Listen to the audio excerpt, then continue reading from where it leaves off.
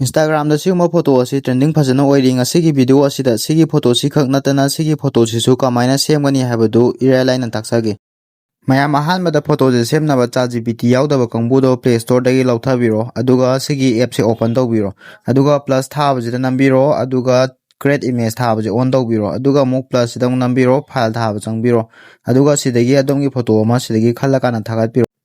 photo je thagat palora matungda sida thagadaba prom do agi YouTube ki description da yarabani aduda changbira matungda noina prom ani phangani bako prom amana sigi ahama prom jina sigi photo jigini aduga ni suba prom jina sigi photo jigini adu ahama photo je semge haita ade sigi ahama gi prom je sije loyebak chingdabira kan sije pulap copy tawbira matungda sigi prom je ngasage du paste ang toksanbiro ko aduga sigi je upload tawbiro aduga sigi photo je generate tawba ngairani ko mayam sigi photo je generate tawba ngai boina ni suba photo semtoksi ado sida nambira matungda ngasage type ta create image on tawbiro plus sidang nambiro file jangbiro aduga adongi photo ama sidagi khanbiro ko photo khallora matungda ngasagi khoi PDF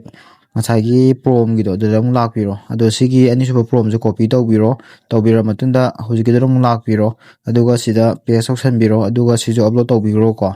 ado ngahak sijo ngairani ngaira matungda photo do sigi do sign thora ani bako sigi nangna download tawge haitari sida changbiro aduga sigi mathaki sida namakana download dum tawbigro ko sigi nataba akoina ahanba semgi baduna sigi photo je sign thorak tuine bako mayam ngasi gi matang sida loisanjarage matangi video da AI de isai sembagi video thagat charake like comment hype tawbiram